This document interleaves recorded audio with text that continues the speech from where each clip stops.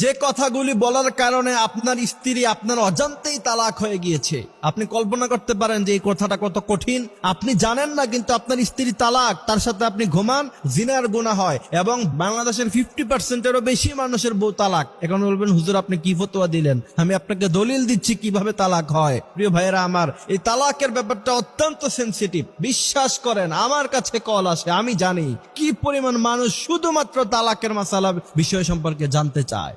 তালাকটা খুব কঠিন ব্যাপার। কিছু কিছু কথা আছে ইশারায় তালাক হয়ে যায়, আপনি জানেন না, আপনি কল্পনাও করতে পারেন না যে আপনার স্ত্রী তালাক হয়ে গিয়েছে। এই জন্যই রাসূল বলছেন তালাবুল ইলমি ফারিদা, কিছু ইলম শিখো, যে ইলমগুলি শিখলে দিনের উপরে চলা অনেক সহজ। এখন এই সমস্ত কথাগুলি বলার কারণে আপনার অজান্তে আপনার স্ত্রী তালাক হয়ে গিয়েছে। তালাকের ব্যাপারে সর্বপ্রথম মাসালা হচ্ছে, কেউ যদি তার স্ত্রীকে ডিরেক্টলি তালাক দিয়ে দেয়, 1 তালাক 2 তালাক 3 তালাক, এভাবে যদি সে স্পষ্টভাবে বলে ফেলে, পৃথিবীর কোন আলেম আর ফতোয়া দিতে পারবে না যে তাদের বিয়েটা আছে, অর্থাৎ তালাক কিন্তু হয়ে যাবে। এরপরে আপনি রাগের মাথায় তালাক দেন, আপনি হাসতে হাসতে তালাক দেন, আপনি দুষ্টামি করে তালাক দেন, প্রচন্ড রাগের মাথায় তালাক দেন, আর যেইভাবে পাগল অবস্থায় তালাক দেন, সবভাবেই তালাক হয়ে যাবে। এখন পাগল অবস্থায় তার কেউ তালাক দিলে তালাকের কথা তার মনে থাকার কথা না। আমাদেরকে ফোন দিয়ে বলে রাগের মাথায় তালাক দিয়েছি, কিন্তু আসলে তালাক দেই নাই। কিন্তু কোরআন হাদিসের সব জায়গা থেকে নিরসন আসে, মাসালাগুলি বলছে যে রাগের মাথায় দেখ আর হাসতে হাসতে দেখ, তালাক পতিত হয়ে যাবে। এরপরে আপনি চাইলেও, সারা পৃথিবী জুড়ে চাইলেও আপনি আর আপনার স্ত্রী রাখতে পারবেন না।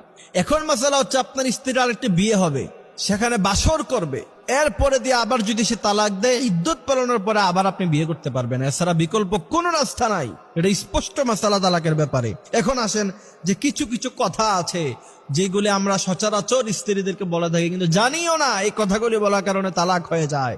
প্রথম নাম্বার যে কথাটাকে বলা হয় তালাকে কেনায়া।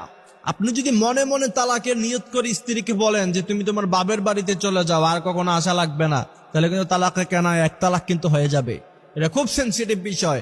আমাদের ঘরে একটু ঝগড়া লাগলে বলে তুমি তোমার বাবার বাসায় চলে যাও, তোমার আর আশা লাগবে না, এটা যদি তালাকের নিয়ত করে যদি কেউ বলে, তাহলে কিন্তু 1 তালাক পতিত হয়ে যাবে, অথচ আমরা জানিই না।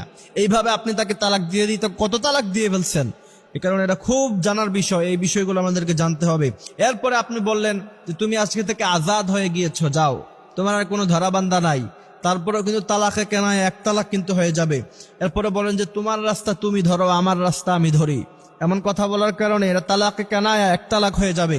এরপরে যদি বলেন যে তুমি আজকে থেকে ইদ্যত পালন করো, যাও, তাহলে কিন্তু সে তালাকে কেনায় 1 তালাক হয়ে যাবে। সুতরাং এই বিষয়গুলি হাসি তামাশা করতে করতে স্ত্রীদেরকে অনেক সময় তালাক দিয়ে দেওয়া হয়, কিন্তু পরবর্তীতে এই তালাকের মাসালা না জানার কারণে একই সাথে থাকছে জিনার গুনাহগুলি।